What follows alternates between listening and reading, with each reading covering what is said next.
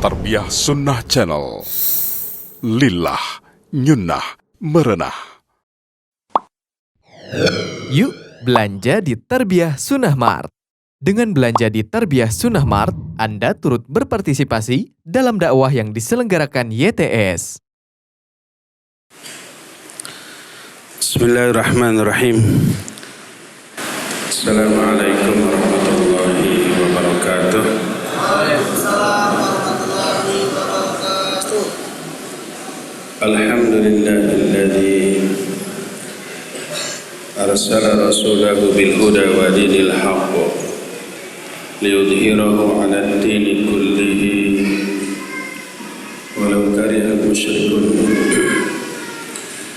Wa asyhadu an la ilaha illallah wahdahu la syarika lah iqraran bihi wa tauhidan, wa asyhadu anna Muhammadan abduhu wa rasuluh sallallahu alaihi wa ala alihi wa ashabihi wa sallama tasliman mazida wa ba'd.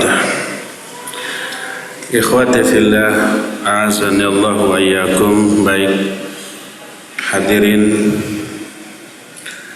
jamaah masjid apa? Masjid apa? Masjid Raya Perumnas Teluk Jambe, Karawang, Jawa Barat, masih daerah Sunda, yang Allah muliakan. Alhamdulillah, kita kembali berjumpa untuk melanjutkan kajian tentang hari akhir. Beberapa bulan yang lalu kita sudah membahas tentang kiamat besar. Apa yang terjadi pada hari kiamat tersebut. Sekarang kita masuki apa yang terjadi setelah kiamat dalam bentuk hancurnya alam jagat raya ini selesai berlalu. Kemudian manusia dikumpulkan di padang mahsyar. Di akhirat nanti keadaan manusia berbeda-beda, tergantung pada amal yang mereka lakukan ketika di dunia. Secara umum, keadaan manusia di alam akhirat terbagi kepada 3 keadaan. Kita tidak tahu masuk kepada kelompok mana kita ini kelak di akhirat. Siapa saja bagaimana saja 3 keadaan tersebut. 3 keadaan ini menunjukkan ada 3 golongan manusia dengan 3 keadaan yang berbeda.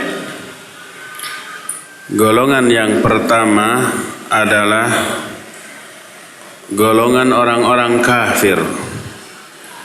Bagaimana keadaan mereka di akhirat nanti kita akan jelaskan secara rinci. Golongan yang kedua, yang semoga Allah menyelamatkan kita dari golongan pertama dan kedua ini. Golongan kedua ini adalah usatul muwahhidin, ahli maksiat dari kalangan kaum muslimin, dari orang-orang yang memiliki iman, memiliki tauhid, tauhidnya lurus, mungkin manhajnya juga lurus, tapi mereka terjerumus ke dalam dosa-dosa besar. Merekalah para ahli maksiat dari kalangan kaum muslimin. Disebut dengan sebutan usatul muwahhidin. Usat artinya orang-orang yang bermaksiat. Al-muwahhidin artinya orang-orang yang bertauhid.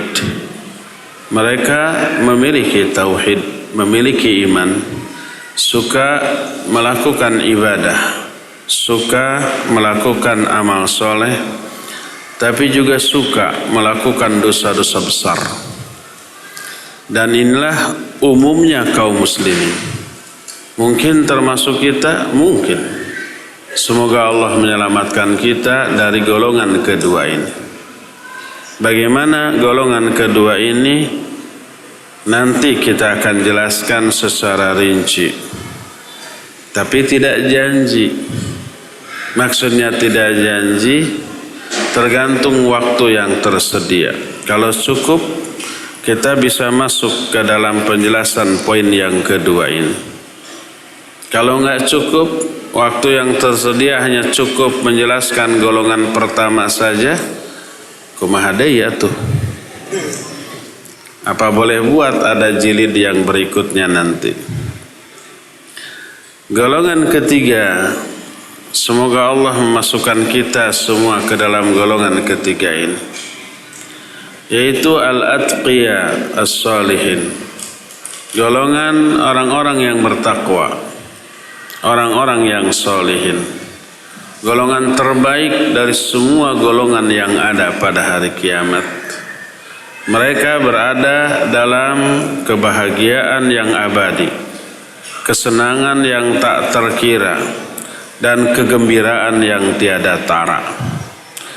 Bagaimana kondisi dan keadaan golongan ketiga ini, kita juga nanti akan jelaskan secara rinci, walaupun tidak janji bisa terselesaikan dan terbahas di kesempatan kajian kita sekarang ini. Kita akan masuki terlebih dahulu penjelasan tentang golongan yang pertama, golongan yang pikawatireun, membuat kita kasihan, membuat kita prihatin, membuat kita sangat sedih melihat dan mengetahuinya. Ini golongan orang-orang kafir di akhirat. Kita sengaja membahas dari bagian yang terburuk terlebih dahulu, baru nanti di akhir yang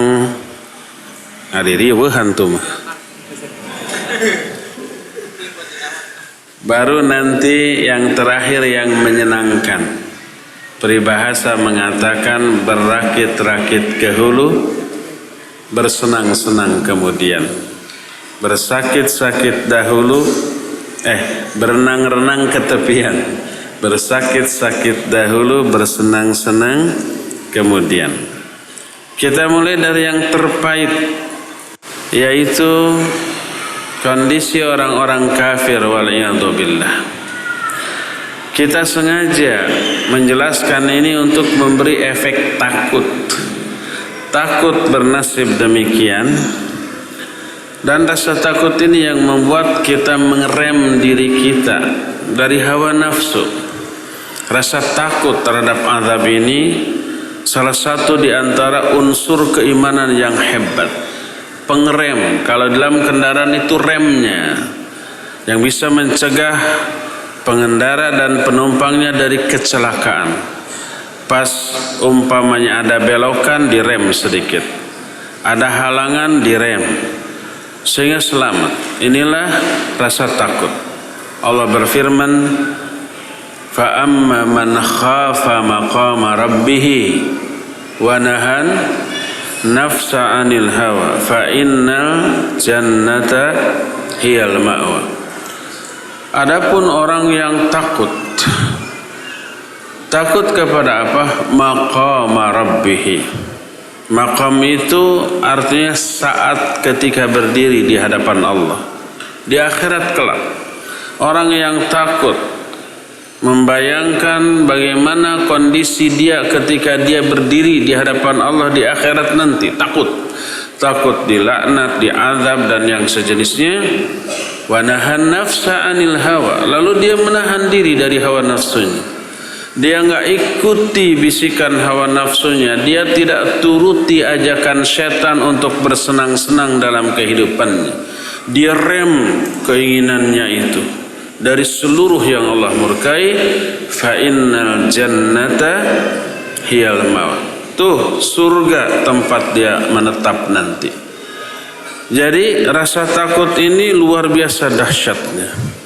Dan rasa takut ini bisa kita munculkan dalam bentuk menjelaskan keadaan dan nasib yang mengerikan di akhirat akibat dari melanggar larangan Allah atau mengabaikan perintah Allah Azza wa Jalla. Dan itulah nasib buruk yang akan teralami oleh orang-orang kafir. Bagaimana kondisi orang-orang kafir di akhirat? Pertama, mereka diliputi oleh kehinaan. Mereka juga menyesal dengan penyesalan yang besar. Kaduhung sagede gunung, hanjakal saluas sagara. Maksudnya rasa penyesalan itu melebihi besarnya gunung, melebihi luasnya lautan.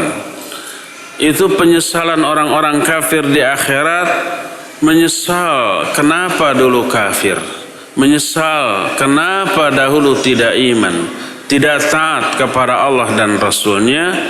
Tapi semua penyesalan itu sia-sia.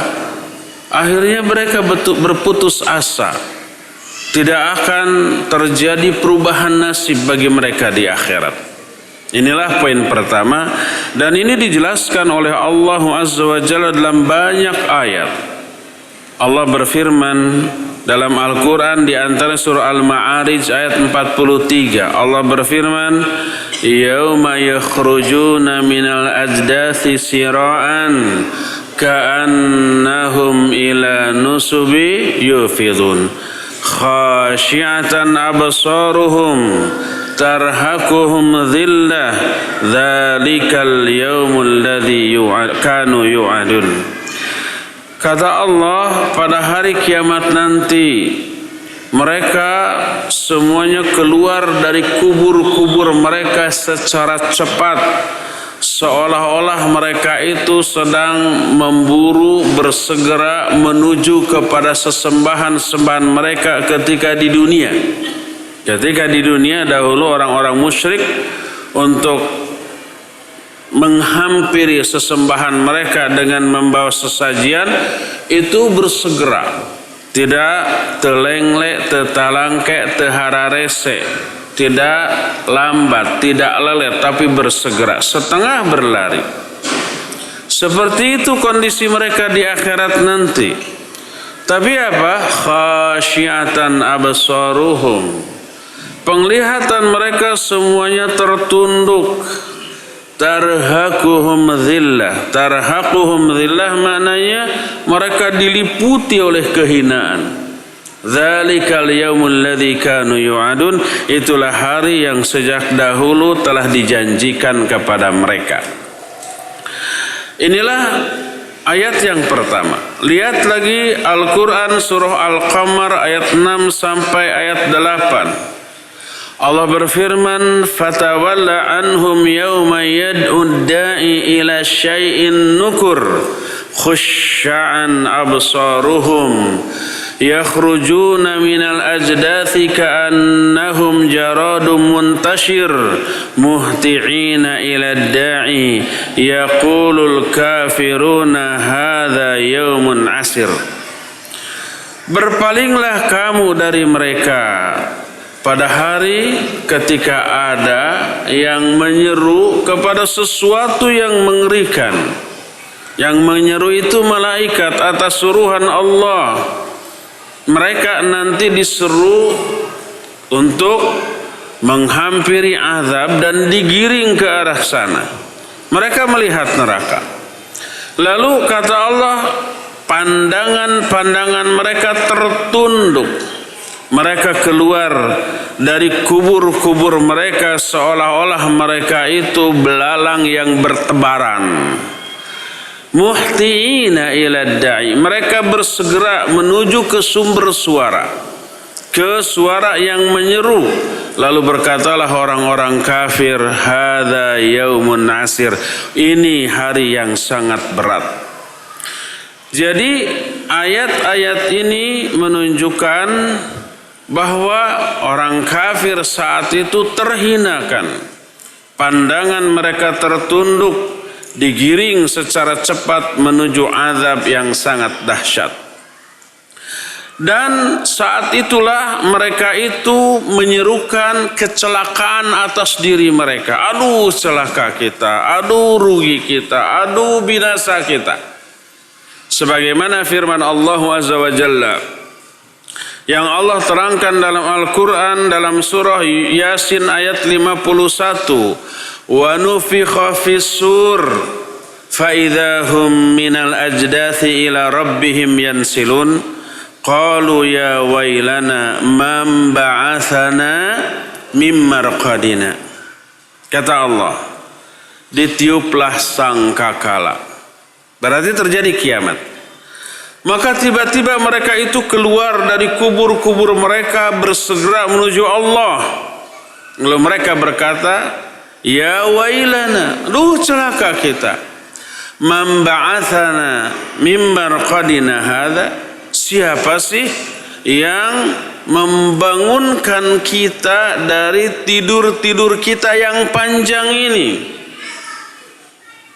Dan ketika menerangkan ayat ini, salah seorang ulama namanya Abu Muhkim, atau boleh juga dibaca Abu Muhkam Al-Jasari.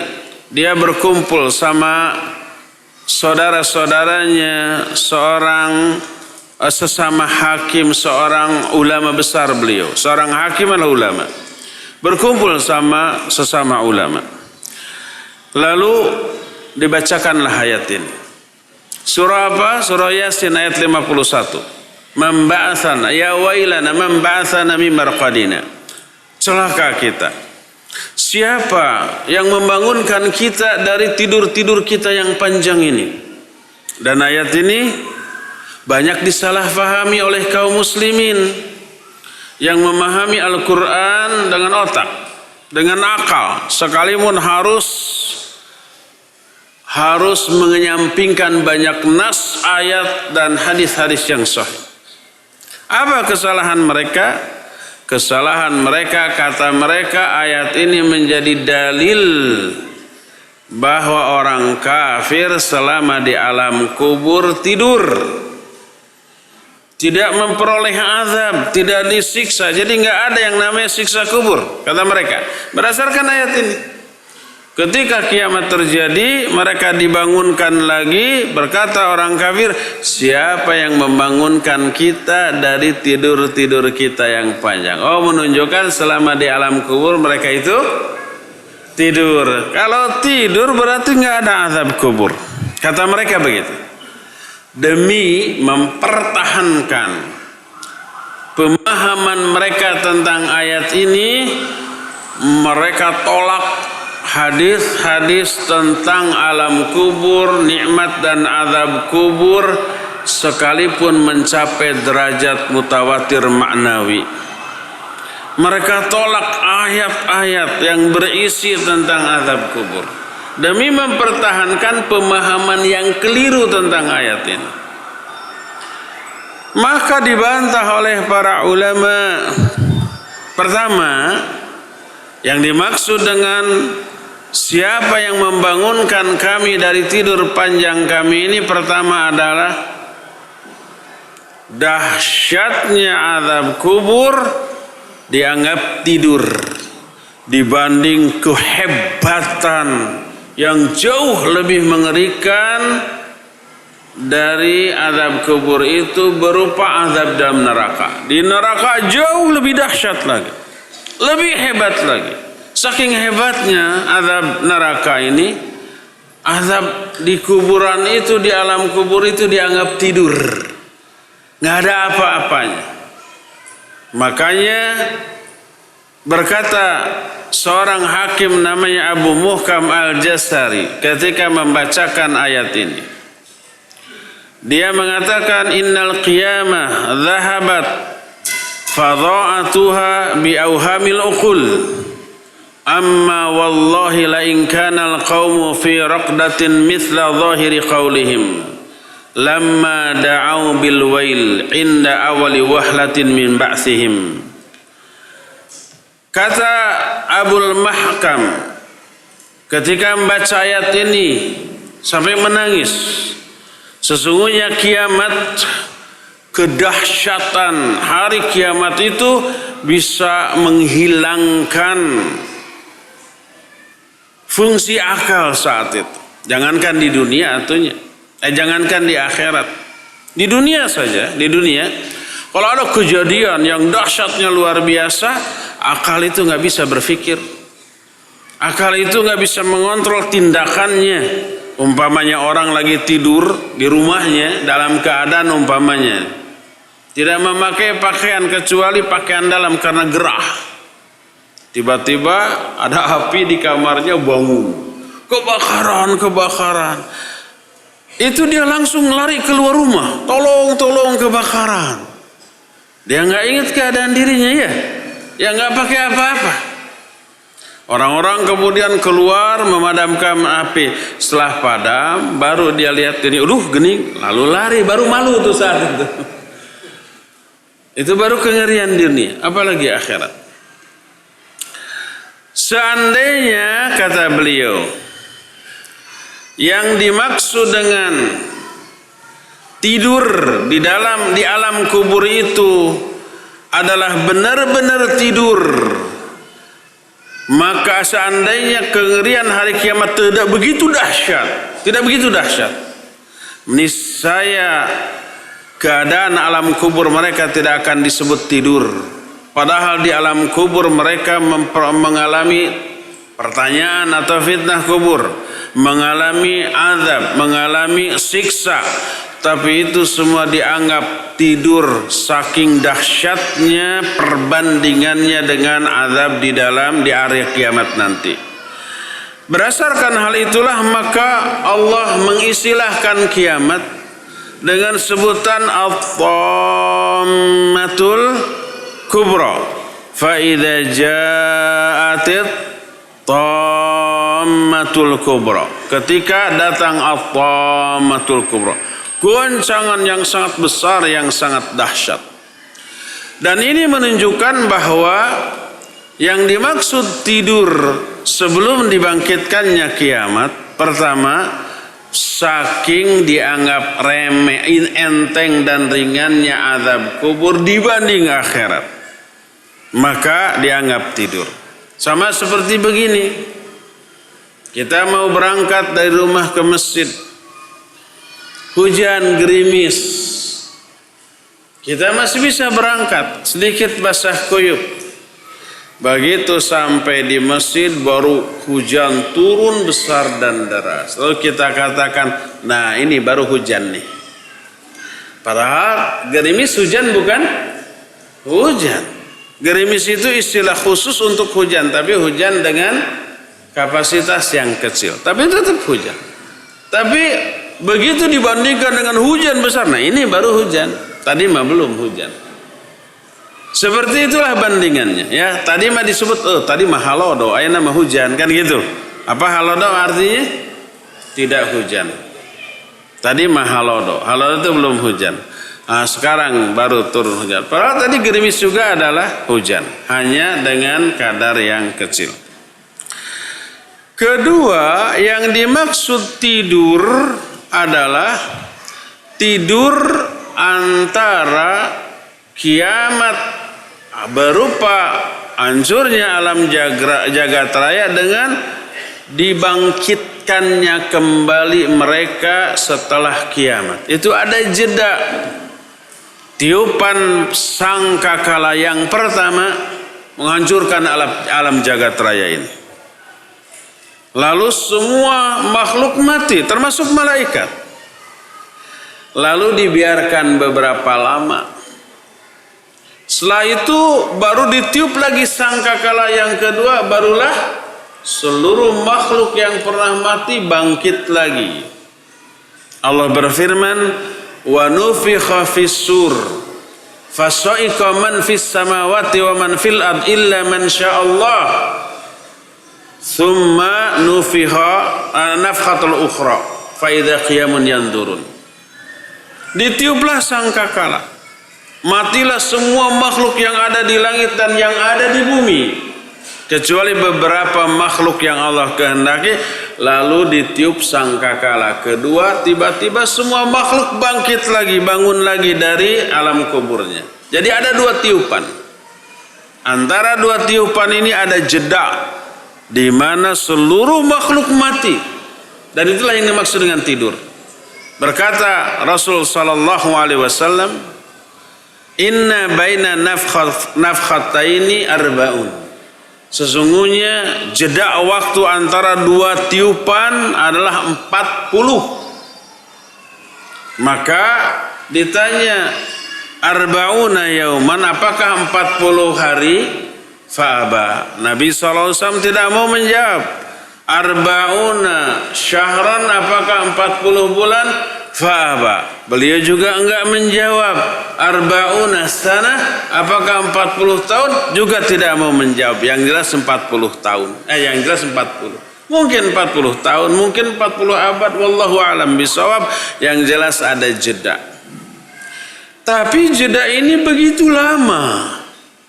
Makanya ketika orang kafir dibangkitkan, mereka mengatakan, siapa yang membangunkan kami dari tidur-tidur kami yang panjang. Maksud tidur di sini bukan di alam kubur, tapi sejak tiupan sangkakala yang pertama sampai yang kedua. Adapun di alam kuburnya mereka itu diazab, ya.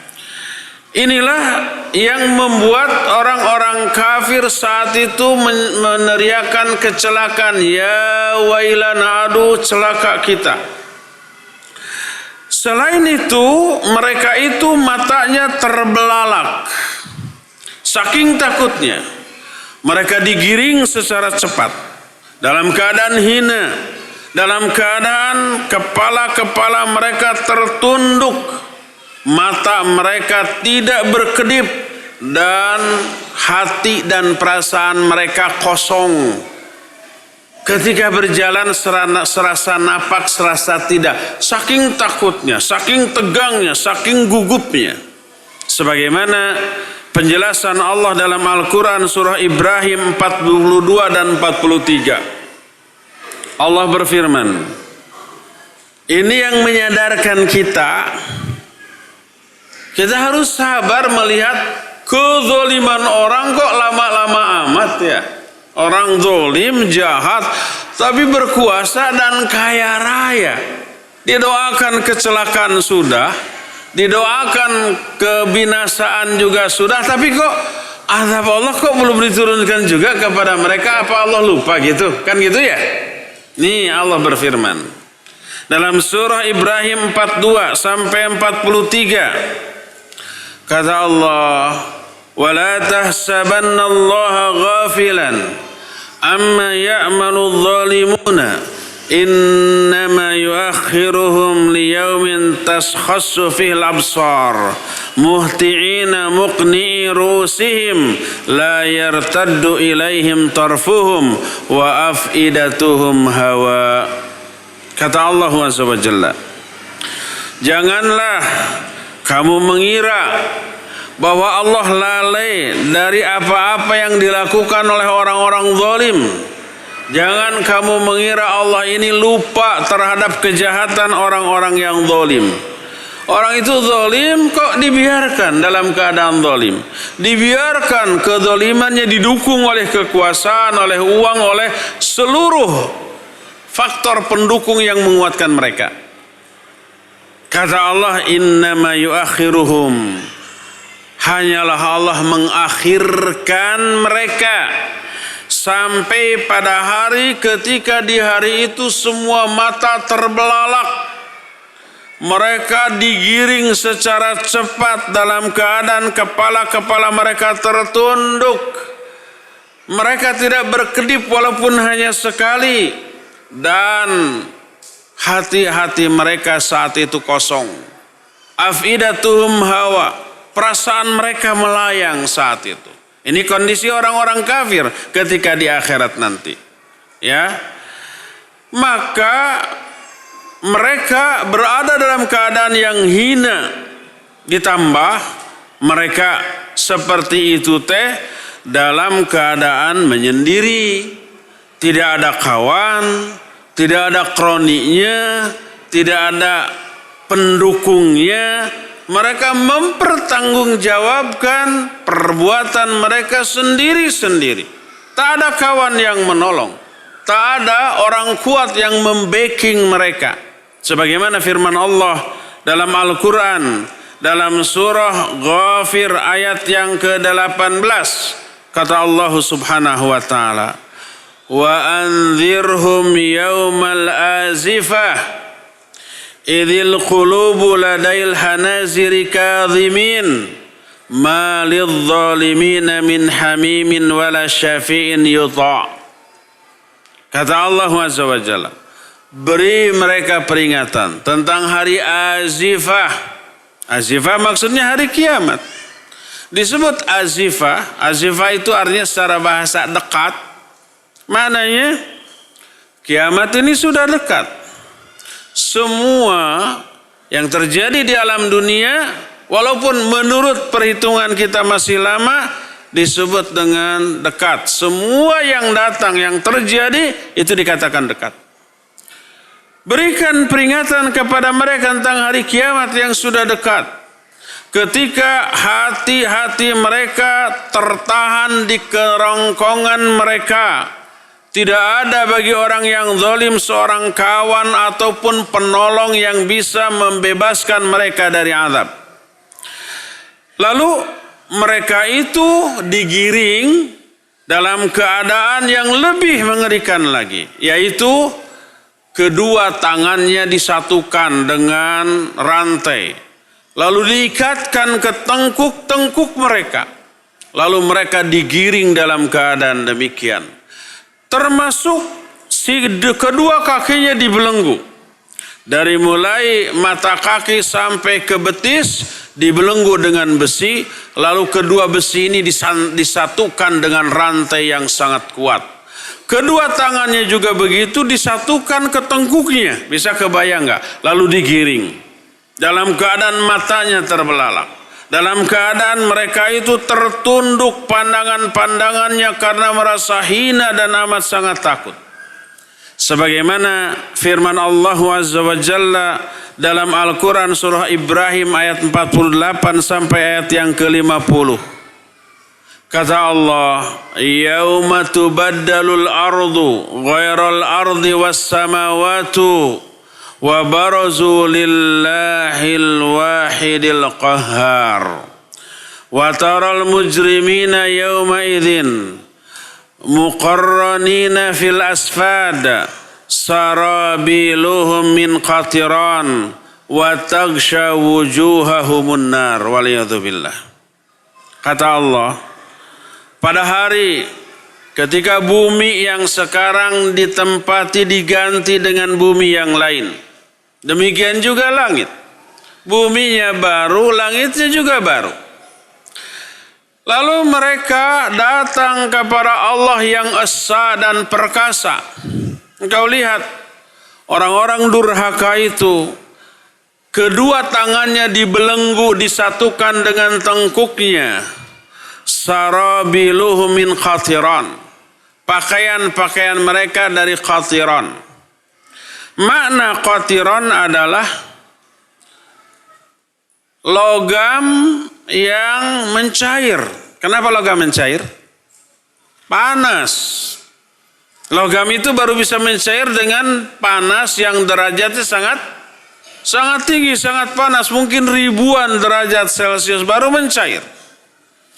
Pakaian mereka itu dari qatiran. Qatiran nuhas. Nuhas itu timah yang mencair. Itu yang membaluti seluruh tubuhnya.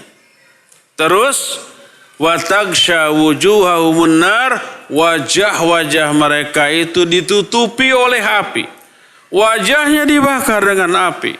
Seluruh tubuhnya dibungkus dengan timah yang mencair saking panasnya.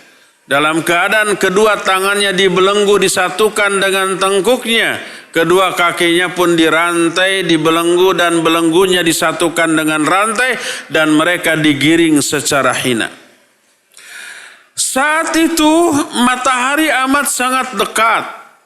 sekitar 1 mil, yang kemudian para ulama ikhtilaf tentang ukuran mil di sini.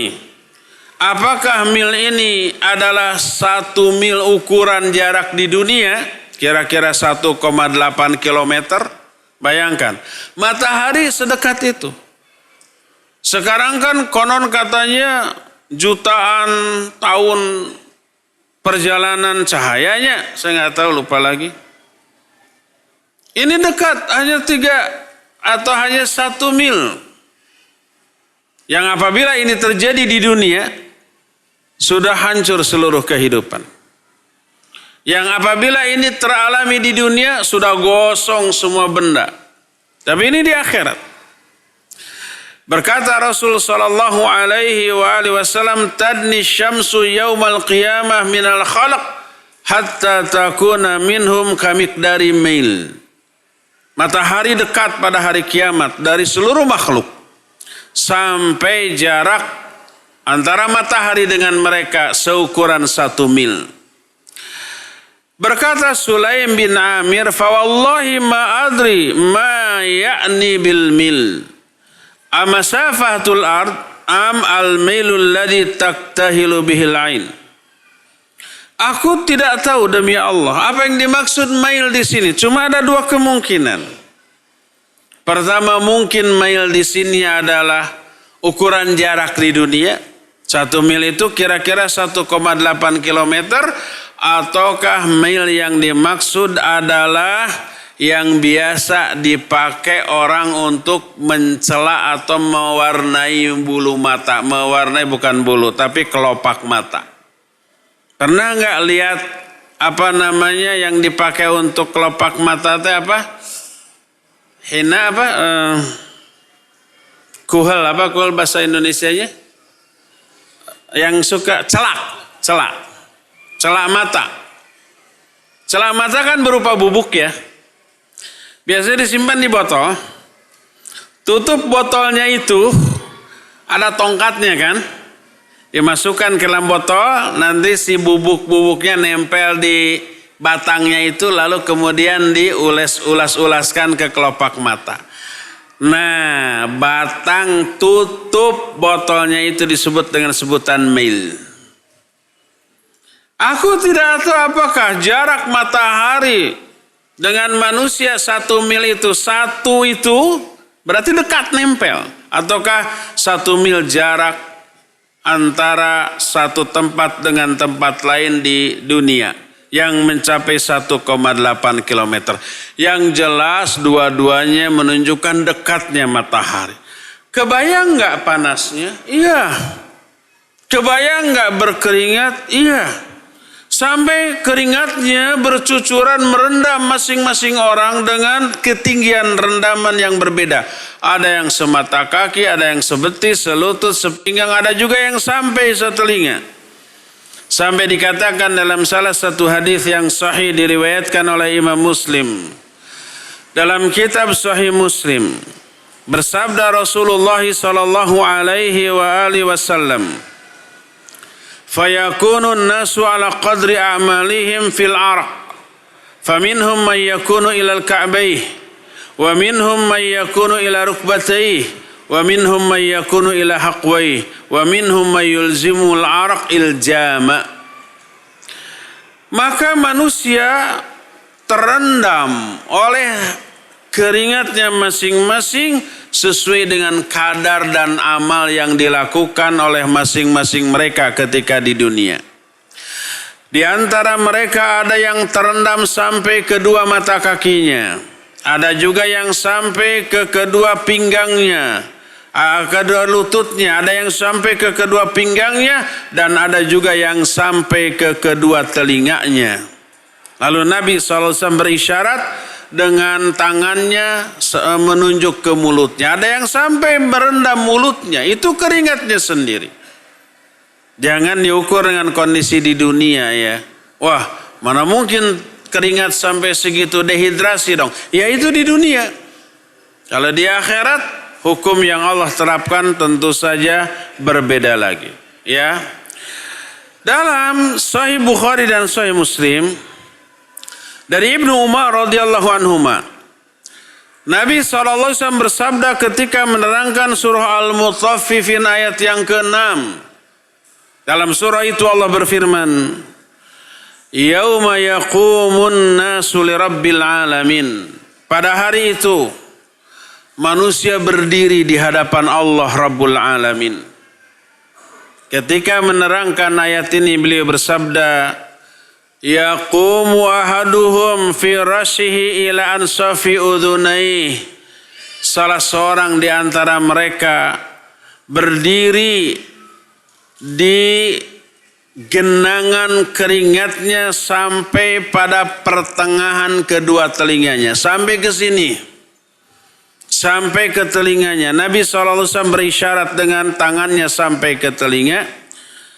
Dan dalam hadis masih Bukhari dan Muslim dari Abu Hurairah radhiyallahu an, berkata Rasul sallallahu alaihi wasallam, Yariqun nas yaumal qiyamah hatta yadhhaba arquhum fil ardi 70 dhira'a wa yuljimuhum hatta yablugha adhanahum.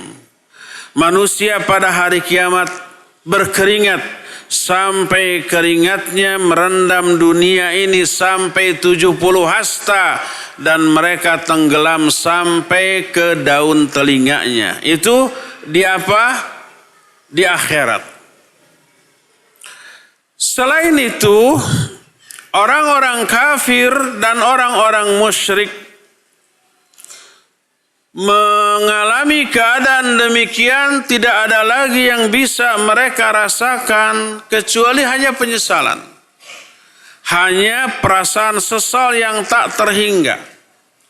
Mereka, kata orang Arab, menggigit tangan-tangan mereka. Itu bahasa kitanya gigit jari. Apa makna gigit jari? Menyesal, merasa sial. Allah berfirman dalam surah Maryam ayat ke-20 ayat 39, wa anzirhum yaumal hasarah idh qudiyal amru wa hum fi ghaflatin wa hum la yu'minun. Berikan peringatan kepada mereka tentang hari penyesalan. Hari penyesalan maksudnya hari kiamat, karena saat itu orang-orang menyesal ketika ditetapkan seluruh urusan dan mereka berada dalam kelalaian terhadap hal itu dan mereka tidak beriman. Saking besarnya penyesalan, kenapa enggak ikut Allah? Kenapa enggak mengikuti Rasul?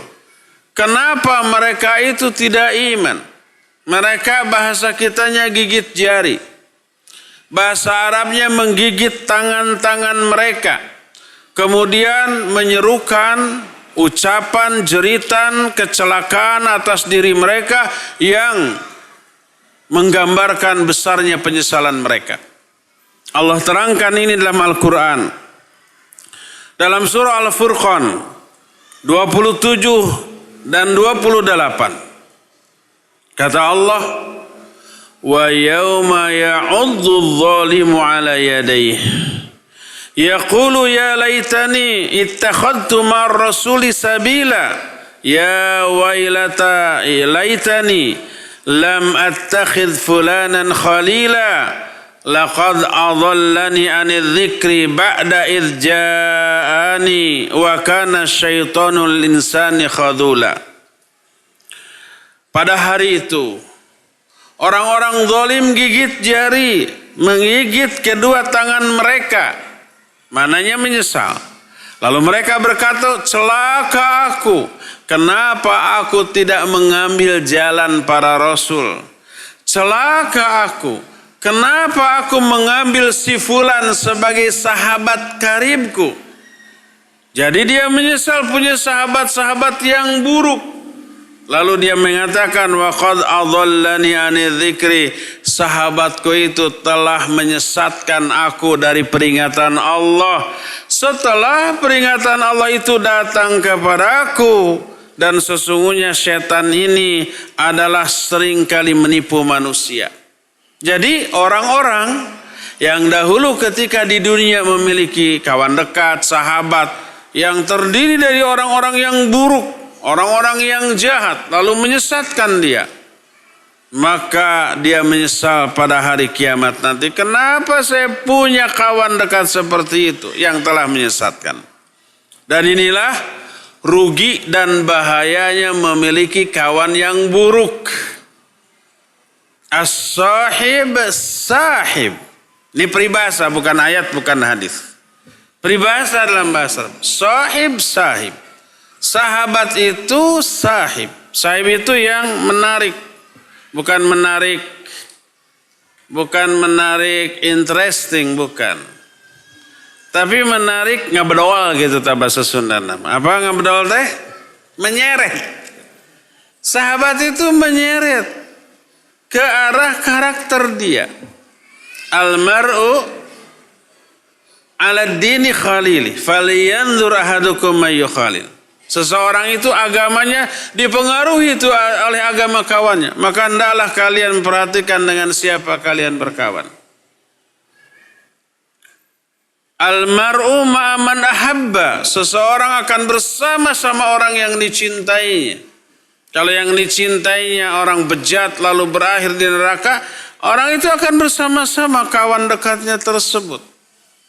Makanya hati-hati. Nih penyesalan. Kenapa ya saya punya kawan si fulan? Dia menyesatkan saya dari peringatan Allah. Saat itulah keadaan tidak lagi bisa dirubah. Nasib mereka tidak lagi bisa diselamatkan. Yang ada mereka berputus asa dari hal tersebut. Allah berfirman tentang keputusasaan mereka dalam Al-Quran surah Ar-Rum ayat yang ke-12. Wa yauma taqumus sa'atu yublisul mujrimun. Dan pada hari ketika kiamat terjadi nanti, maka orang-orang kafir itu pun berputus asa. Lalu mereka pun berangan-angan.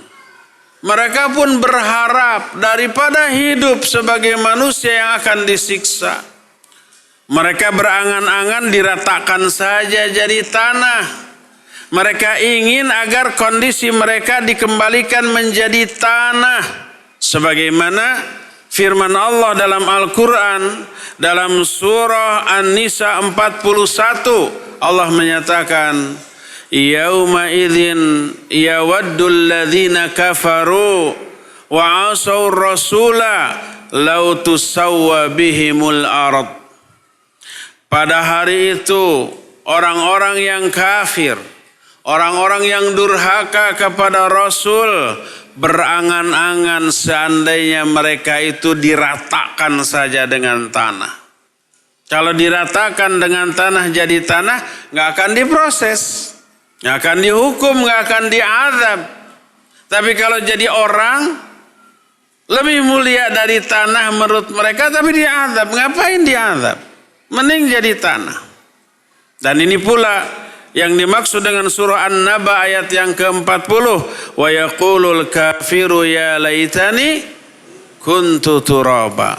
Berkatalah orang kafir saat itu, aduh celaka aku, seandainya aku pun dikembalikan menjadi tanah. Tapi ini hanya sekedar angan-angan kosong yang tidak mungkin tercapai. Oleh karena itulah, maka penyesalan ini adalah sebuah penyesalan yang tidak ada artinya, tidak ada manfaatnya, karena tidak akan merubah keadaan. Inilah kondisi pertama dari orang-orang kafir. Mereka menyesal, mereka meneriakan kecelakaan, dan mereka pun diliputi oleh kehinaan dan juga tentu saja azab. Ini yang pertama. Kondisi kedua, masih dengan orang-orang kafir tuh. Kondisi kedua, ini juga kerugian bagi orang-orang kafir di akhirat. Ihbatu a'malihim. Dibatalkannya amal-amal baik mereka.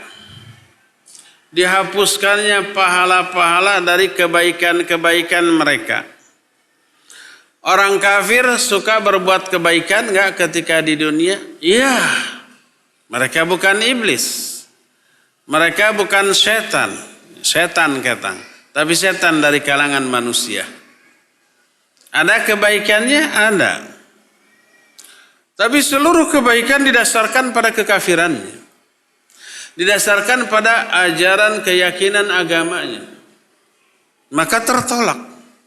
Wa may yabtaghi ghairal islami dinan fala yuqbala minhu wa huwa fil akhirati minal khasir. Siapa orang yang mencari agama selain Islam, pelaksanaan seluruh agama itu ditolak. Walaupun agamanya menyerukan kebaikan, menolong orang, mengasihi orang, kan gitu ya. Itu semua amal kebaikannya tidak ada manfaatnya, terhapus bagaikan debu yang ditiup angin. Tidak ada bekasnya. Allah berfirman dalam Al-Quranul Karim. Di antaranya dalam surah An-Nur ayat yang ke-40. Allah menyamakan orang-orang kafir dengan tentang amal-amal mereka dengan kondisi yang Allah terangkan dalam surah An-Nur ayat 40. Au kadzulumatin fil bahril lujji yaghshahu maujun min fawqihi sahab dzulumatun ba'duha fawqa ba'd idza akhraja yadahu lam yakad yaraha wa man lam yaj'alillahu lahu nuran fama lahu min nur. Kata Allah, perumpamaan orang-orang kafir seperti kegelapan di lautan yang sangat dalam. Di dasar lautan yang sangat dalam itu gelap. Di atasnya ada gelombang. Gelombang juga membuat dasar laut menjadi lebih gelap. Di atas gelombang itu ada awan hitam.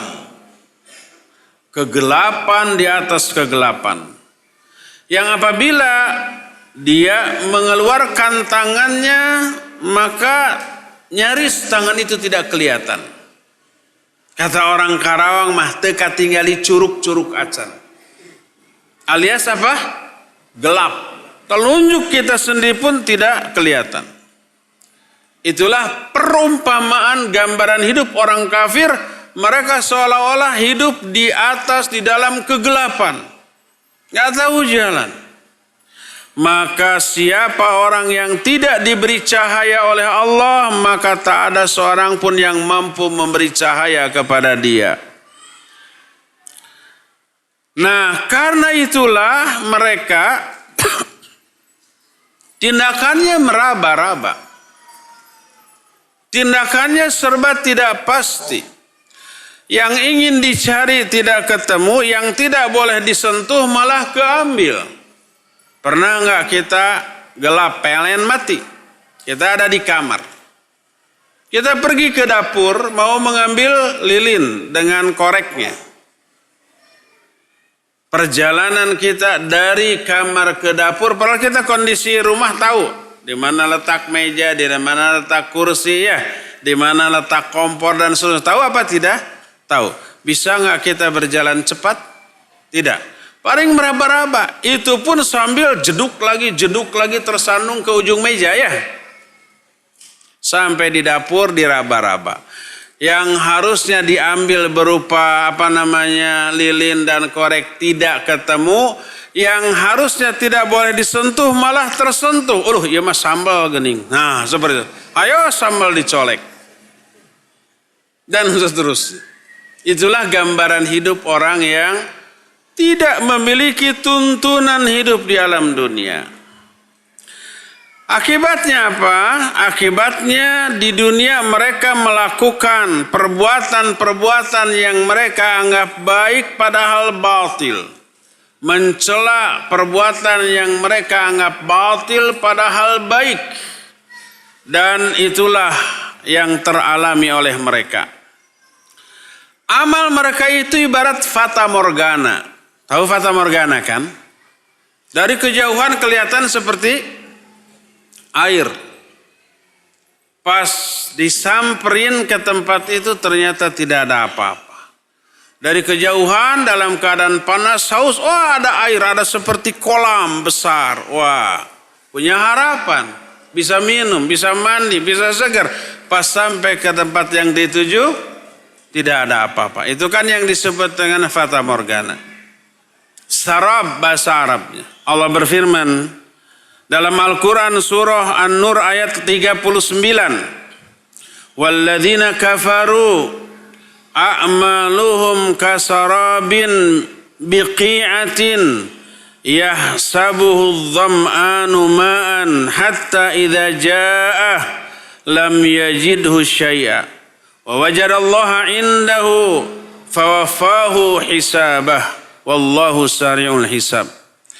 Kata Allah, dan orang-orang kafir amal mereka itu ibarat fata morgana di sebuah tempat yang gersang. Orang yang kehausan menganggap itu air. Sampai ketika dia datang ke tempat itu, dia tidak menemukan air setetes pun. Dan itulah yang mereka alami. Mereka berjumpa dengan Allah. Dan Allah tinggal menghisab seluruh amalnya. Dan Allah itu maha cepat hisabnya. Allah pun berfirman menjelaskan bagaimana mubadzir atau percumanya amal baik mereka ketika infak. Kalau tadi disebutkan seperti fata morgana, dalam ayat lain taubahnya seperti debu-debu yang ditiup angin. Debu tertumpuk banyak di atas sebuah batu. Ada tuh, begitu dicolek ada kotor kan? Tapi ini datang angin yang kencang, menerbangkan seluruh debu yang ada, si batu bersih lagi, tak tersisa satu butir debu pun di sana. Itulah perumpamaan amal-amal baik orang kafir. Allah berfirman dalam surah Ali Imran ayat 117. Mathalu ma yunfiquna fi hadhil hayati dunya kamathali rihin fiha sirr asabatu hartha qaumin dhalamu anfusahum faahlakathu wa ma dhalamahumullahu walakin anfusahum yadlimun. Kata Allah, perumpamaan apa-apa yang mereka infakkan dari harta mereka dalam kehidupan di dunia ini seperti angin topan, angin ribut atau angin puyuh. Kalau di Amerika, Eropa sana angin apa? Tornado. Yang menimpa sebuah ladang milik satu kaum yang zalim. Lalu angin itu merusak seluruh ladang-ladang mereka. Allah tidak mendolimi mereka, tapi merekalah yang mendolimi diri mereka sendiri. Jangankan orang kafir, orang muslim saja berbuat baik. Katakanlah sholat, haji, umroh, jihad. Tapi niatnya salah, bukan karena Allah, tapi untuk kepentingan dunianya. Diterima tidak oleh Allah? Tidak. Tidak diterima oleh Allah. Karena niatnya yang keliru, yang salah.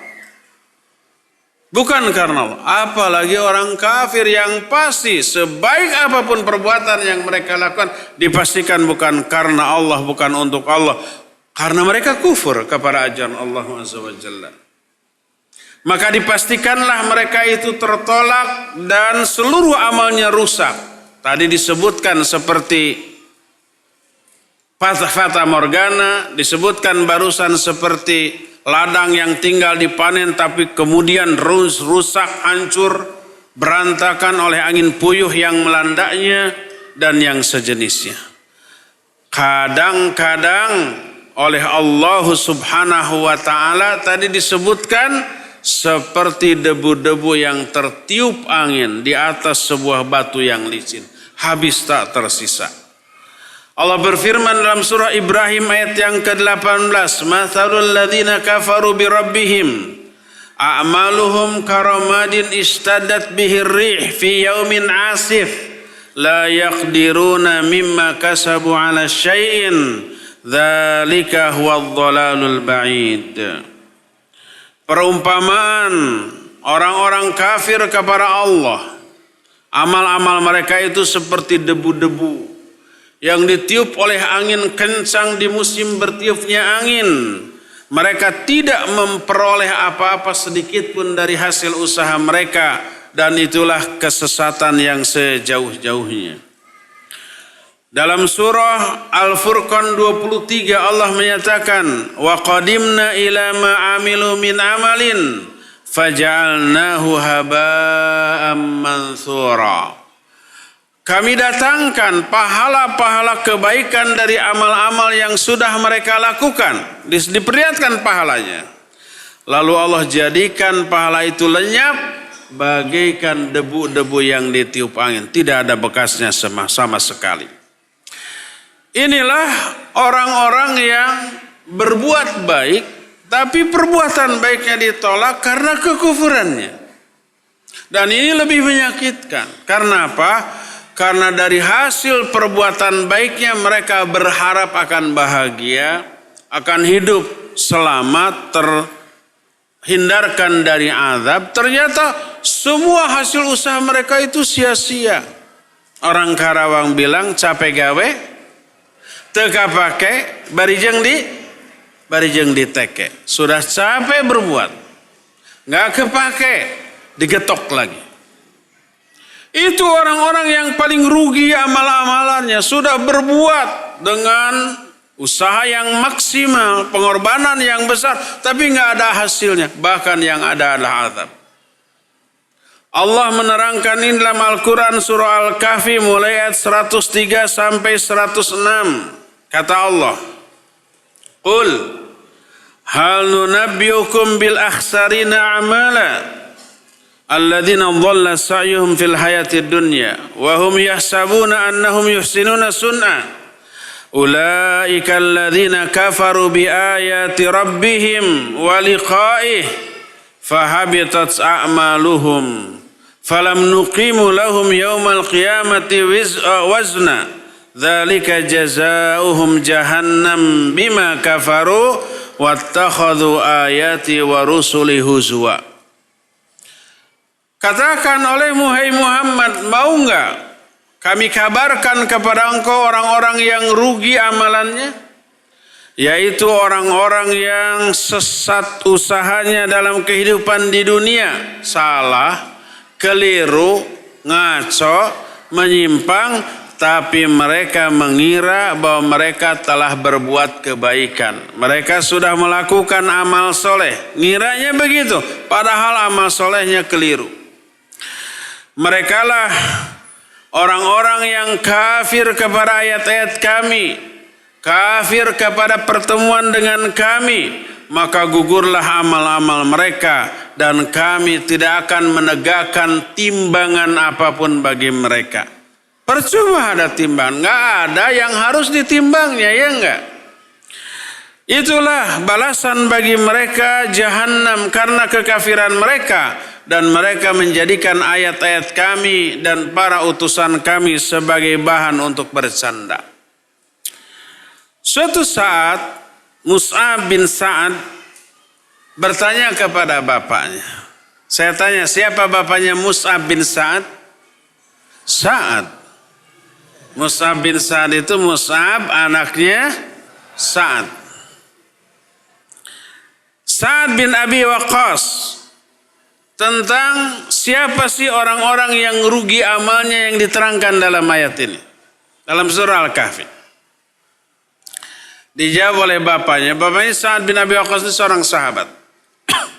Humul Yahud wan Nasara. Mereka itu adalah Yahudi dan Nasrani. Amal Yahud fakadzabu Muhammadan sallallahu alaihi wasallam. Wa amman Nasara fakafaru bil jannah wa qalu la ta'ama fiha wala syarab. Adapun orang Yahudi, mereka mendustakan Nabi sallallahu alaihi wasallam. Adapun orang-orang Nasrani, mereka kufur kepada adanya surga dan mereka berkata di dalam surga tidak ada makanan dan tidak ada minuman. Ucapan Sa'ad bin Abi Waqqas ini diriwayatkan oleh Imam Al-Bukhari dalam kitab Sahih Bukhari.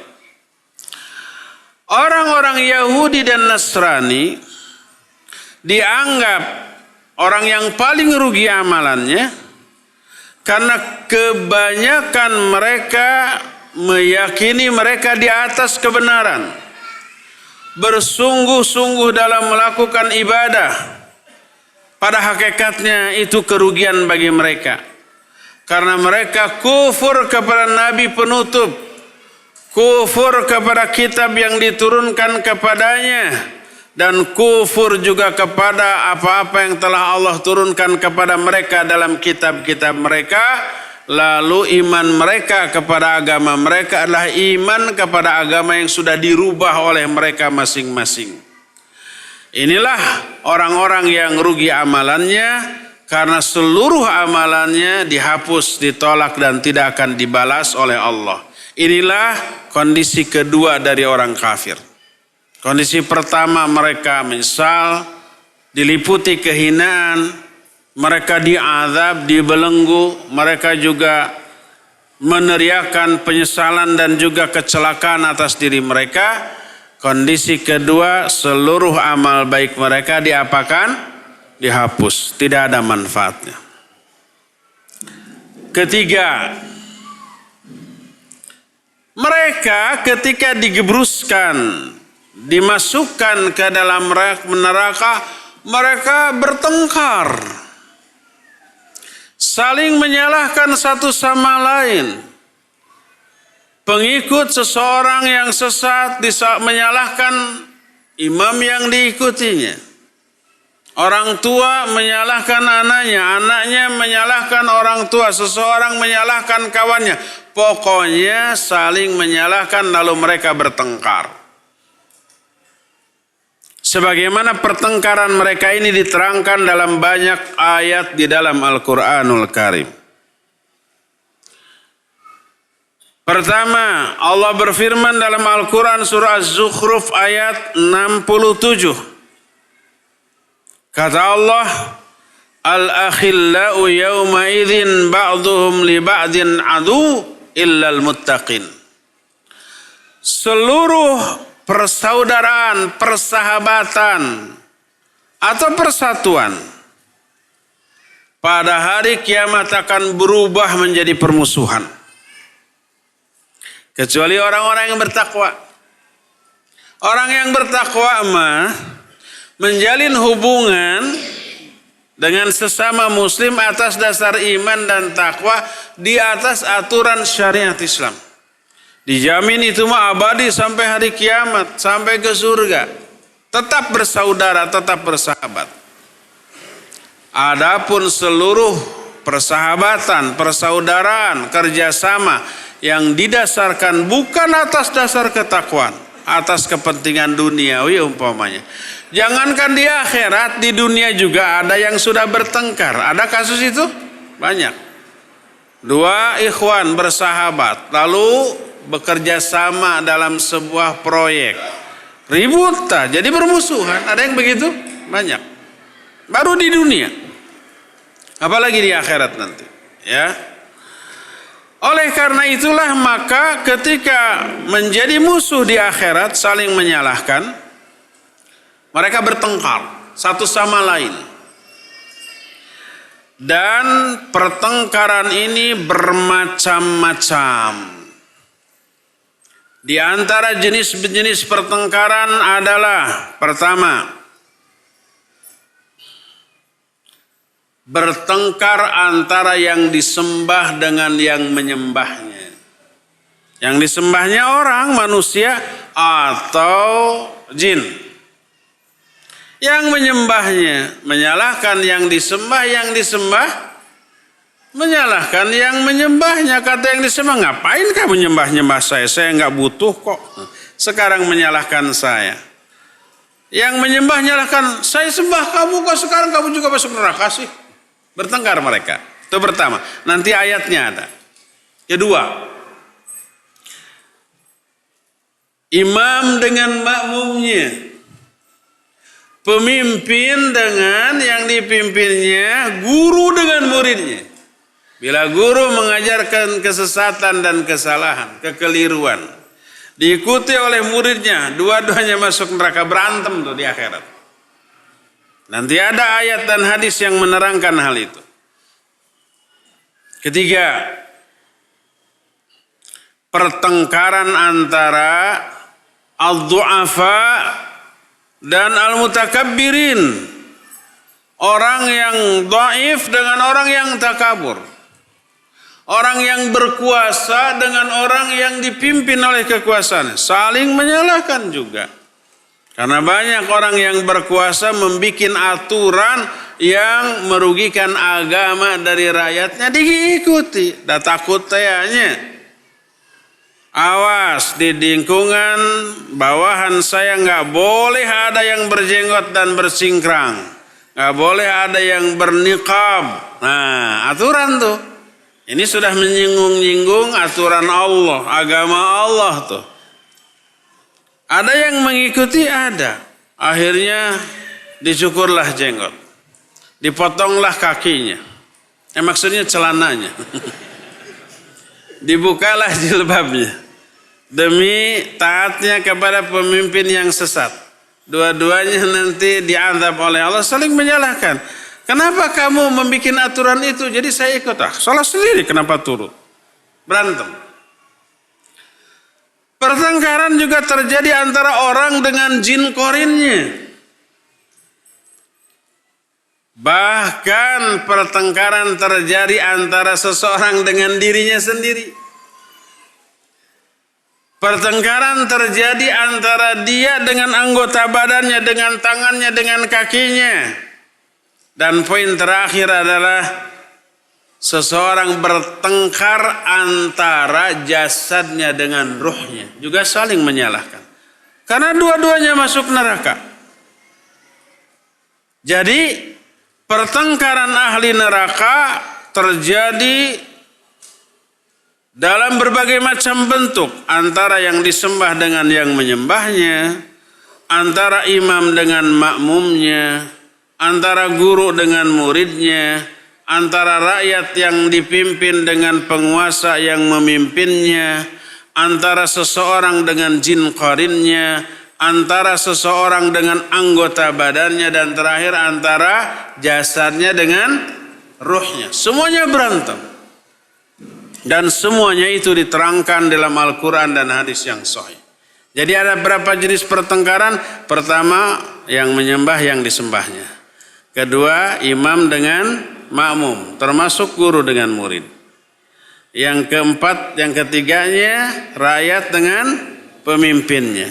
Yang keempatnya, orang dengan jin korinnya. Yang kelimanya, orang dengan anggota badannya. Dan yang keenamnya siapa? Jasad dengan ruhnya. Tinggal kita bahas ayat dan hadisnya. Amma mukhasamatul abidin al-ma'budin. Adapun pertengkaran antara yang menyembah dan yang disembahnya akan kita jelaskan di pertemuan yang akan datang. Jadi tentang orang kafir pun ternyata belum selesai ya. Masih satu kali pertemuanan lagi, berarti sudah hampir 1,5 jam waktu yang kita habiskan. Dan kita tinggal tersisa waktu untuk bertanya jawab. Cukup sampai di sini dan kita masuki sesi tanya jawab. Wa sallallahu ala nabiyina Muhammadin wa ala alihi wa ashabihi wasallam. Pertanyaan pertama. Bismillah, assalamualaikum, waalaikumsalam warahmatullahi wabarakatuh. Afan Ustaz mau tanya, dikala kita takut jika sedang ingat tentang sakaratul maut dan ngerinya negeri akhirat, apa yang harus kita lakukan biar hati tenang? Kalau kita takut mengingat azab dan mengingat akhirat, mengingat sakaratul maut, itu satu pertanda yang bagus. Sekali lagi, rasa takut merupakan unsur keimanan. Takut ini pengerem. Asal nih, efeknya bagus. Maksud bagus efeknya melahirkan sikap yang sesuai dengan yang dikehendaki oleh Allah. Karena takut dia mengerem diri dari maksiat. Karena takut dia banyak tobat dan istighfar atas dosa-dosanya yang lalu. Karena takut dia berupaya berjuang untuk meraih ridho Allah. Beribadah, mencari ilmu, bertauhid, infak dan sedekah dan seterusnya. Dan itulah yang membuat hati menjadi tenang, insyaallah ya. Tapi kalau efeknya buruk, maka itu antisipasi yang keliru terhadap rasa takut. Contoh efeknya buruk, karena takut jadi stres, jadi depresi, akhirnya nangis murung, nggak ngapa-ngapain, sholat tidak, maksiat juga tidak. Padahal tidak sholat merupakan kemaksiatan yang sangat besar. Akhirnya stres di rumah, diem saja, makan nggak mau, minum nggak mau, sholat nggak mau, kemana-mana nggak mau. Itu keliru, salah. Itu malah kena dengan azab Allah yang ditakutinya, ya. Jadi ketika rasa takut ini muncul, harus melahirkan efek yang bagus. Berupa tobat, banyak istighfar, banyak melakukan kebaikan, mengerem diri dari keburukan, dosa, dan yang sejenisnya. Afwan Ustaz mau tanya, apakah benar pada saat hari kiamat nanti yang tersisa adalah hanya orang-orang kafir karena semua orang muslim sudah Allah wafatkan? Ya, yang dimaksud kiamat di sini adalah hancurnya alam jagat raya. Betul. Kiamat tidak akan terjadi kecuali seluruh penduduk dunia ini kafir. La taqumus sa'a hatta la yuqala fil ard Allah Allah. Tidak akan terjadi hari kiamat sehingga di muka bumi ini tidak ada lagi orang yang menyebut nama Allah, enggak ada satupun. Ya. Sebelum hancurnya alam jagat raya, Allah mengirim angin yang halus. Siapapun orang yang di dalam hatinya ada iman walaupun sekecil debu, kena angin itu mati. Sekecil apapun iman itu, asal ada iman, kena angin itu mati. Pasti kalau imannya sekecil itu dia ahli maksiat, tapi dia muslim. Maka matilah seluruh orang yang punya keimanan. Maka yang tersisa hanyalah orang yang sama sekali tidak memiliki keimanan. Saat itu mereka musyrik, kafir, melakukan banyak kemaksiatan. Orang terbaik. Sampai-sampai mereka itu melakukan perzinahan di jalan-jalan, ditonton orang kayak binatang, sudah nggak aneh. Orang terbaik di kalangan mereka pas ketemu pasangan, yuk kita zina di balik pohon ini, ngumpet sedikit. Itu terbaiknya itu. Bayangkan yang lebih buruk daripada itu, ya. Jadi pas kiamat terjadi, tak ada seorang pun yang mukmin saat itu.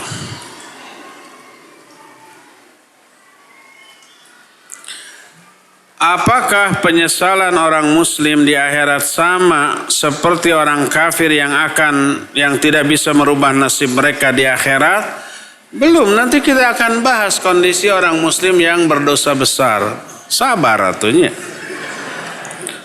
Insyaallah diterangkan nanti setahun lagi.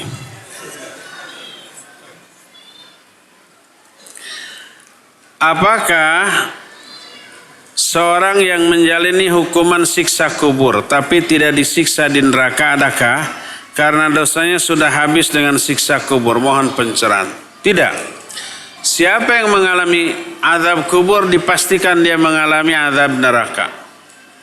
Tapi lebih enteng karena sudah terkurangi oleh azab kubur. Berkata Syekhul Islam Ibn Taimiyah dalam kitab Ahkam Usatil Mu'minin, dalam Majmul Fatawanya, seluruh penderitaan yang dialami oleh manusia termasuk azab kubur mengurangi kadar dosa, mengurangi kadar siksa di akhirat, termasuk sakaratul maut, termasuk musibah yang menimpa di muka bumi dalam kehidupan, itu mengurangi dosa, ya, tapi tidak menghabiskan seluruh dosa. Sebuah hadis dari Utsman bin Affan radhiyallahu an, Utsman itu kalau berdiri di atas kuburan menangis sampai basah jenggotnya oleh air matanya, menunjukkan tangisannya itu dahsyat. Bukan apa kata orang Sunda mah, bukan cari nakdak gitu ya. Cari nakdak itu sekedar apa? Basah matanya, berkaca-kaca, bukan gitu. Tapi mengalir deras sampai basah jenggotnya. Kalau berdiri di atas kuburan. Ditanya, diterangkan surga dan neraka kepadamu, kamu tidak menangis. Tapi kenapa kalau kamu ingat kuburan kamu menangis? Apa jawab Uthman? Fa inni sami'tu Rasul sallallahu alaihi wasallam yaqul. Aku mendengar Rasul sallallahu alaihi wasallam bersabda, al-qabru manzilatun min manazilil akhirah. Faman naja minhu fama ba'dahu aisaru lahu. Wa man lam yanju minhu fama ba'dahu asyad. Karena alam kubur adalah salah satu fase di antara fase menuju akhirat. Siapa yang selamat dari azab kubur, kehidupannya, perjalanan selanjutnya lebih mudah bagi dia. Tapi siapa yang tidak selamat di alam kubur, dia dapat azab kubur, kehidupan selanjutnya akan lebih dahsyat lagi bagi dia, lebih berat lagi. Karena akan terkena azab akhirat, ya.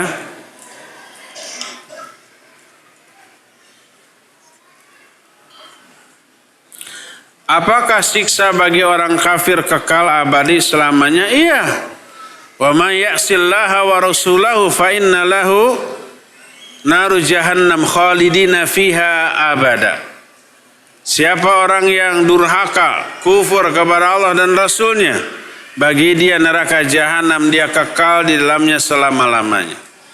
Kalau dia kafir, adapun kalau dia muslim tapi berdosa besar, sebesar apapun dosanya, dia tidak akan kekal di dalam neraka. Suatu saat pasti diambil dari neraka dan dimasukkan ke dalam surga. Allah menciptakan jin dan manusia untuk ibadah. Apakah di surga juga akan ibadah? Di surga tidak ada lagi ibadah. Tidak ada sholat, tidak ada saum. Yang ada senang-senang aja. Lalu apa yang akan dilakukan penghuni surga sepanjang hidupnya di surga nanti? Ya udah senang-senang. Tidur pun tidak. Bukankah tidur itu menyenangkan? Menyenangkan kalau sedang ngantuk dan lelah. Tapi kalau tidak ngantuk, tidak lelah, harus saatnya bersenang-senang lalu tidur, itu kerugian besar. Kenapa di dunia kita ini enak tidur? Karena lelah, butuh istirahat, butuh pemulihan terhadap kondisi tubuh. Di akhirat nggak ada kelelahan, nggak ada ngantuk, nggak ada tidur karena harus bersenang-senang.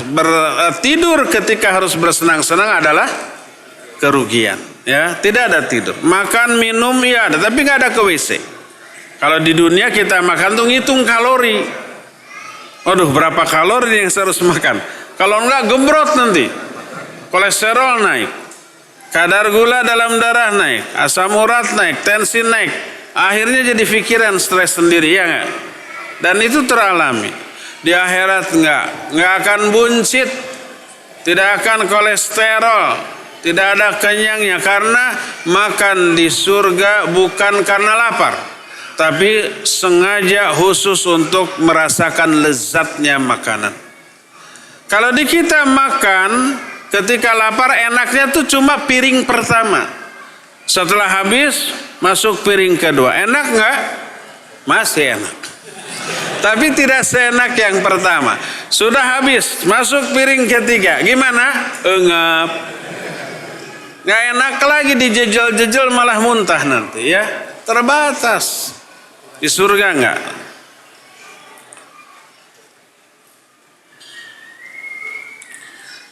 Saya pernah mendengar bahwa dosa kepada Allah ampunkan selama hamba itu bertauhid kepada Allah. Tapi dosa yang berkaitan dengan manusia harus minta maaf kepada manusia dan hak orang itu harus dikembalikan. Pertanyaan,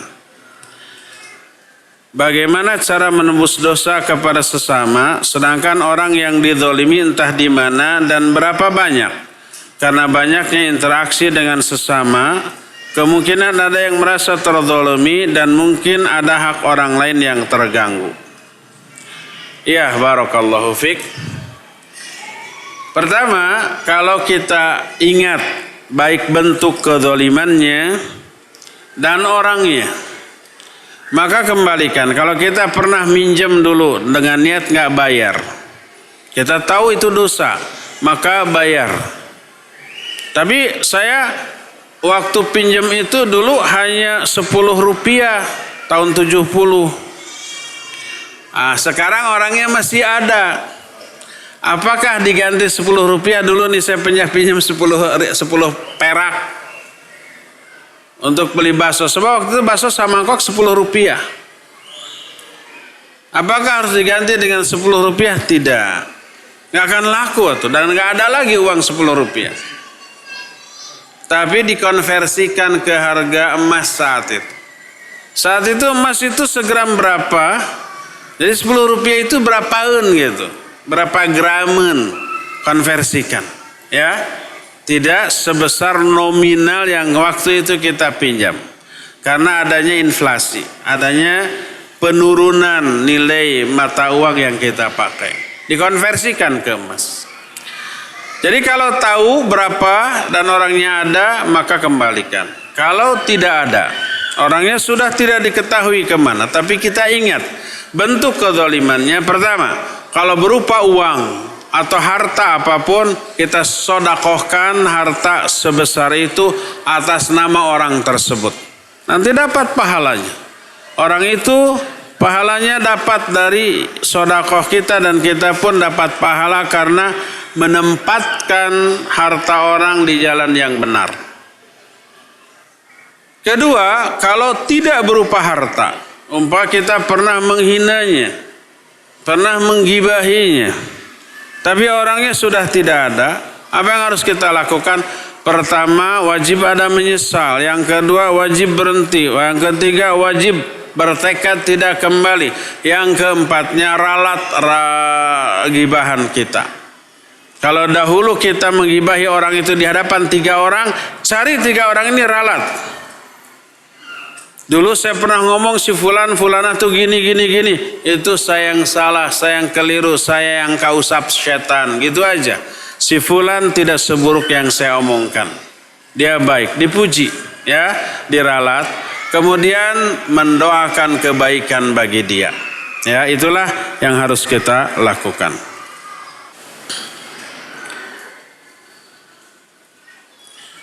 Bagaimana menjaga niat agar kita ikhlas dalam beramal soleh? Niatkan amal soleh itu dan jaga selalu hanya untuk memperoleh apa yang ada di sisi Allah. Bukan meniatkan untuk memperoleh apa yang ada di sisi manusia. Baik pujiannya, uangnya, jabatannya, apresiasinya, jempolnya, likes-nya, bukan.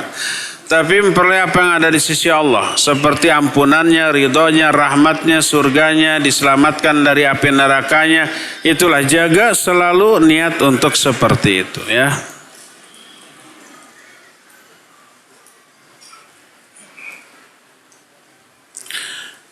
Assalamualaikum Ustaz. Waalaikumsalam warahmatullahi. Apakah seorang muslim jika beramal atau berbuat baik namun tidak sesuai contoh Rasulullah akan ditolak? Kalau berbuat baik itu di luar ibadah-ibadah mahdhah, seperti umpamanya menolong orang dengan cara yang di zaman Nabi SAW, cara menolong itu tidak ada. Seperti menolong transfer uang melalui internet, melalui m-banking. Di zaman Nabi tidak ada. Tapi inti dari perbuatannya yaitu menolong, ya ada. Maka silakan caranya bebas, selama cara itu dihalalkan secara syar'i.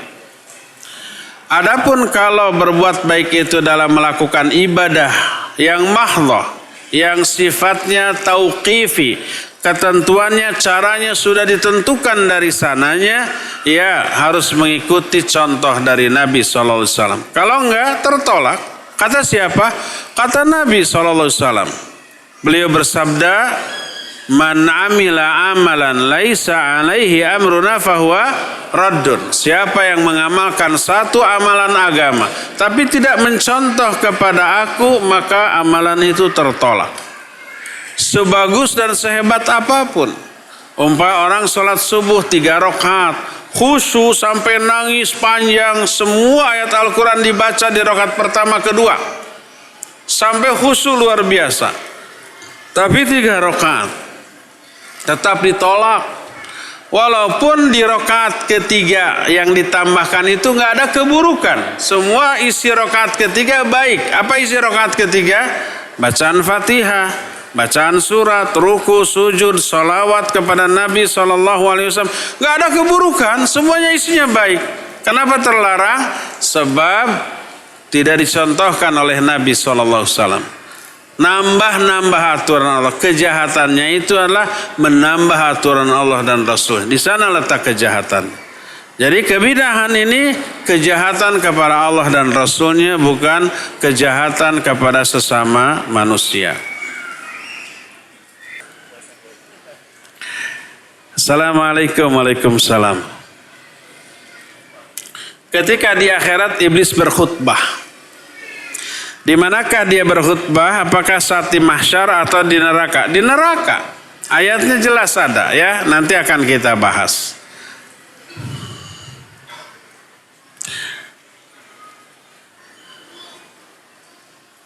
Bagaimana nasihat Ustaz kepada jamaah mengenai adanya pendapat beberapa Ustaz di YouTube mengenai kemunculan Imam Mahdi dan kondisi sekarang yang disebut sudah muncul tanda-tanda akhir zaman. Munculnya tanda-tanda sebagian tanda kiamat betul sudah ada, tapi disebut tanda-tanda kecil. Tanda kiamat itu kan ada 4. 3 di antara tanda kecil, 1 di antara tanda besar.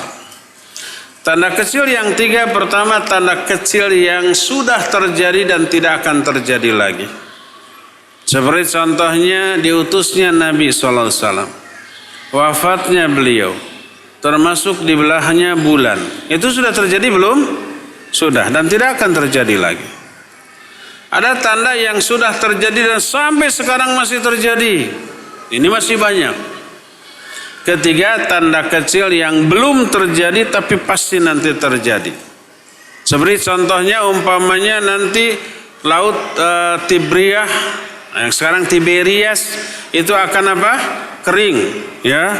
Kemudian sungai Efrat juga akan mengering dan mengeluarkan emas simpanannya. Itu belum terjadi, tapi pasti akan terjadi. Dan yang terakhir tanda-tanda besar ada 10. Sebagian ada yang menghitung dari kemunculan Imam Mahdi, keluarnya Dajjal, terus turunnya Nabiullah Isa, keluarnya Ya'juj dan Ma'juj, kemudian munculnya Dabbah, kemudian munculnya Dukhan, dan yang lain-lain. Dan terakhir termasuk munculnya matahari dari mana? Dari sebelah barat. Dan terakhir keluarnya api dari Yaman yang menggiring manusia berkumpul di negeri Syam, di Palestina. Itu yang terakhir. Nah itu semuanya belum muncul, belum ada. Tapi pasti akan ada. Tapi Nabi, para sahabat, para ulama tidak menyebut secara pasti tahunnya, harinya, tanggalnya. Maka siapa orang yang berani menyebut tahunnya, tahun 2000 akan muncul Imam Mahdi, akan muncul Dajjal, dia sotoy. Sok tahu.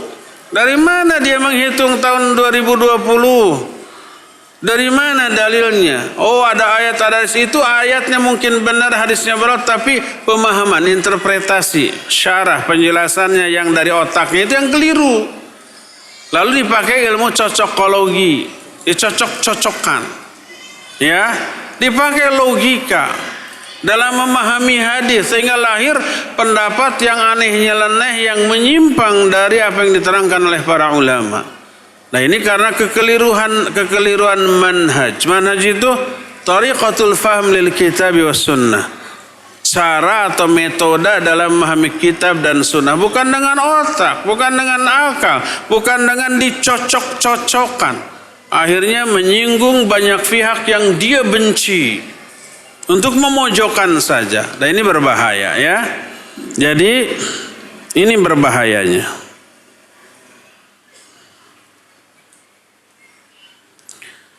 apakah kekafiran seseorang merupakan takdir Allah? Apakah nanti mereka bisa membela diri di hadapan Allah karena tidak ada yang memberi mereka pemahaman mengenai Islam?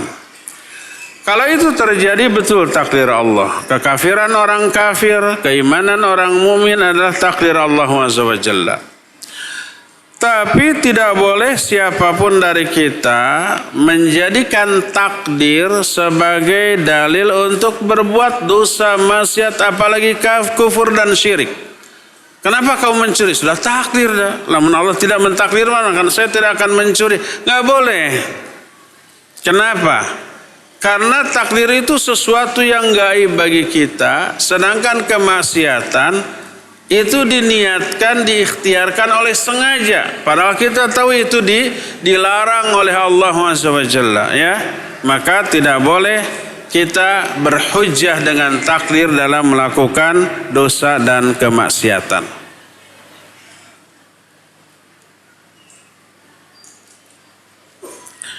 Bagaimana cara meluruskan niat segala sesuatu untuk Allah, sedangkan manusia pasti ada rasa balasan atas segala sesuatu? Ya, balasannya dari Allah. Mengharapkan balasan dari Allah atas amal kita, iya, itu ikhlas. Selama balasannya yang sesuai dengan apa yang Allah janjikan.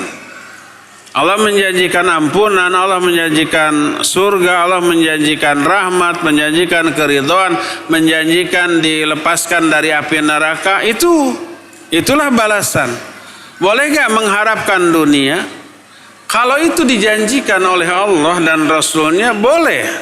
Seperti contoh umpamanya, man ahabba ayyubsata fi rizqi wa ayyun syafi athari falyasil rahimah. Hadis itu sahih riwayat Imam Muslim. Siapa orang yang ingin diluaskan rizkinya dan dipanjangkan umurnya, hendaklah dia menyambung apa? Silaturahmi. Orang diiming-imingi agar silaturahmi dengan iming-iming dunia. Diluaskan rizki dan dipanjangkan umur, itu dunia apa akhirat? Dunia. Diiming-iming, boleh nggak? Boleh. Kalau tidak boleh mah berarti Nabi SAW memberikan petunjuk yang salah atau yang keliru. Yang tidak boleh kok diberikan petunjuk ke arah sana. Pasti nggak akan begitu.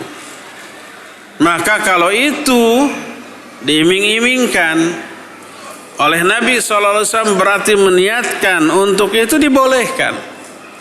Seperti banyak orang infak sedekah agar dianya sembuh dari penyakit, agar orang tuanya sembuh dari penyakit, ya dibolehkan. Oleh karena itulah maka tidak terlarang selama nas tentang hal itu ada. Adapun murni umpamanya ya untuk memperoleh apa yang ada di sisi manusia, pujian mereka, balasan dari mereka berupa uang, berupa jabatan, berupa tahta, berupa yang sejenisnya, murni untuk itu, maka tidak boleh, ya.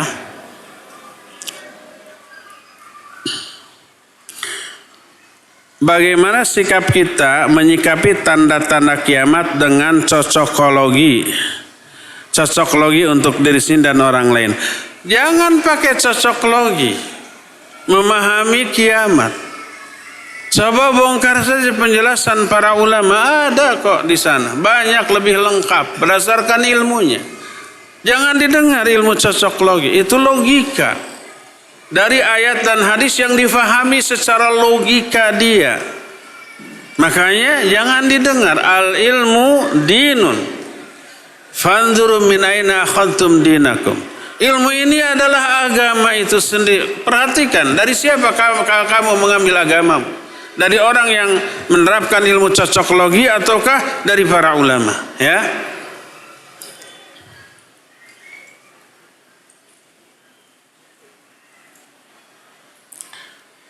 Assalamualaikum Ustaz. Waalaikumsalam. Semoga keberkahan terlimpah untuk Ustaz dan keluarga. Amin wa iyyakum, dan semoga kepada kita semua.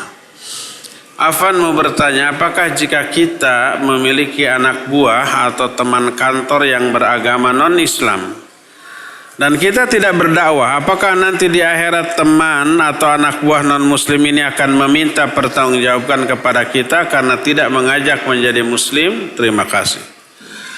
Bermuamalah dengan orang kafir yang tidak memerangi kita boleh, apapun bentuk muamalahnya.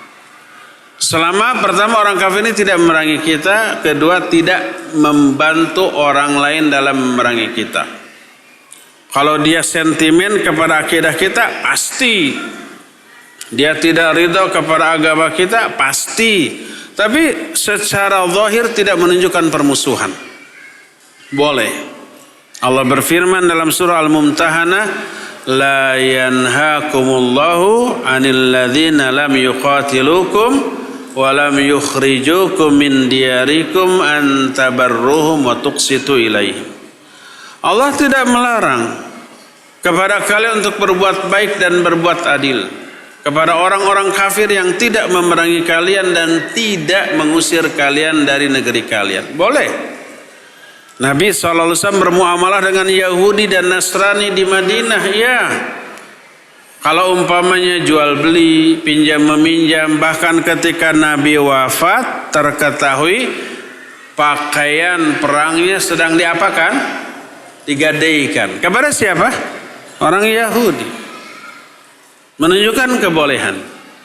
Pernah Nabi SAW memiliki pembantu orang kafir, orang Yahudi, pemuda. Orang ini kemudian sakit keras. Ditengok oleh Nabi SAW. Lalu diajak kepada Islam. Pemuda ini melihat ke arah bapaknya, meminta izin. Apa kata bapaknya? Ati Abul Qasim. Taati Abul Qasim. Siapa Abul Qasim? Nabi SAW. Lalu pemuda ini bersyahadat. Lalu masuk Islam, setelah itu mati. Kata Nabi SAW, kita lebih berhak atas anak ini daripada bapaknya. Lalu diurus oleh Nabi dan para sahabat. Ya, menunjukkan boleh bermuamalah. Sebagai anak buah boleh. Sebagai bos boleh. Selama tidak mempengaruhi agama kita. Tidak mengekang kita dalam melakukan agama kita, maka dibolehkan. Ya, perlu nggak berdakwah, dakwahi semampu mungkin, walaupun tidak dalam bentuk lisan, tapi dalam bentuk perbuatan. Tunjukkan kemuliaan akhlak, tunjukkan kejujuran, tunjukkan profesionalisme, maka nanti bos akan menilai, oh kita baik. Kenapa kamu seperti itu? Agama saya mengajarkan ini. Akhirnya dia tertarik. Apa agamamu? Islam. Oh gitu. Akhirnya dia simpati. Itu dakwah, ya. Terakhir, ya.